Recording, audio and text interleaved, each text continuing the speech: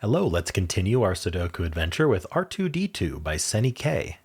So we have normal 6x6 Sudoku rules. That means in each row, each column, and each 2x3 box, we are placing the digits 1 to 6 exactly once each. We also have these German whisper lines in the grid in the shape of R2-D2. The shape doesn't matter, but what matters is any two adjacent digits on the line have to have a difference of at least 3.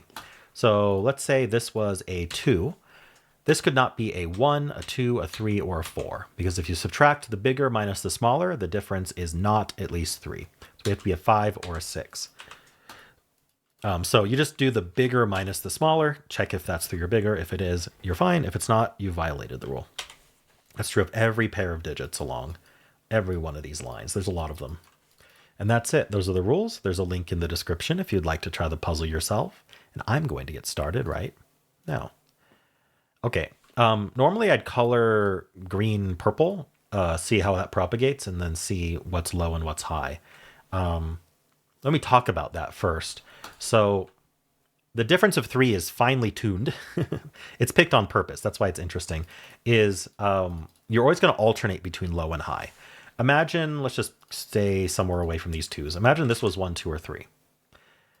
Next to it, we need to have a difference of at least 3. If we stayed in the 1, 2, 3 range, we're going to call 1, 2, 3 low. So if we did 2 lows next to each other, there is no way for them to have a difference of 3. The biggest difference they could have is 2, a 1, 3 pair.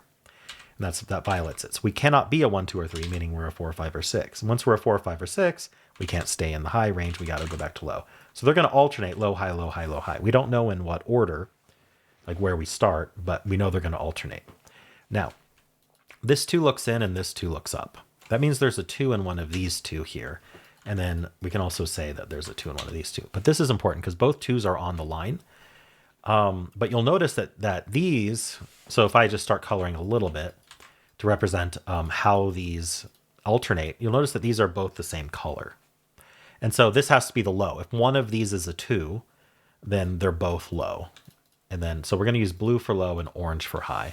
And now I'm just going to alternate those. So low, high, and low, high, low, high, low, high, low. This is going to be low, high, low, high. This is high as well. That's low and high. This is low, high, low, high. All right. And so now we know that there's exactly 3 lows and exactly 3 highs in every row, column, and box. The 2s are low. So we're just gonna finish the coloring. Just using that property if we can. We need another blue in this box that finishes the column with an orange. This is blue, that's blue, these are both orange, and this is orange. All right. So we've colored the whole thing. We know what's low, what's high. Now we have to figure out what to do with that. So the other thing about German whispers is the 3 and the 4 are quite limited. Let's just talk about 3.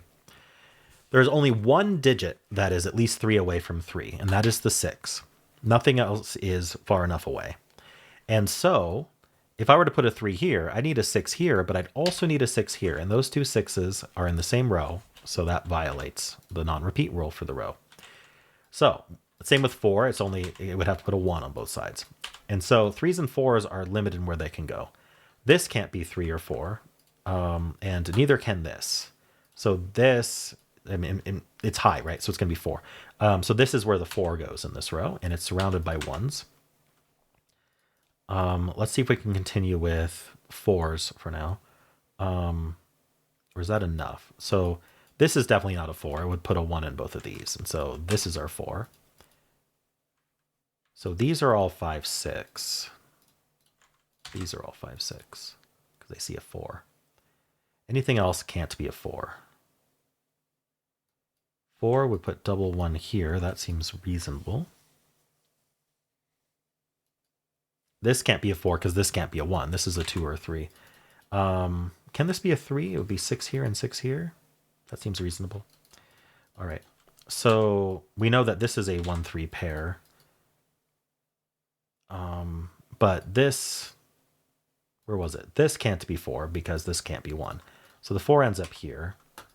And this is a 5 or a 6. All right, we know the 3 goes here for the column. This is the 2. That places 2 here. So that means this is 5 or 6 just by nature of being next to a 2. This is 1 or 3. This is a 4 for the, because these are both 5, 6. This is 1, 3. This is 1, 3. This is 1, 3. This can't be 3 because it would be double 6 here. So that's 1, that's 3, that's 1 and 3. That's a 1 and a 3. 3 has to be next to 6. All right. This is 4, 5. The 4 goes here. This is 5. This is 5 and 6. 6 and 5. 5 and 6. Finish the box with the 2. That's 3 and 2. That's 6 and 5. That's a 6. And we're left with, let's see, we need a 1 in the box, which goes here. We need a 3 in the box, which goes here. And then this is 4 and this is 5. All right. Yeah, nice puzzle, Senny. It basically just kind of, you use the basic German whisper properties in it, and it kind of solves. But you know, nice and quick.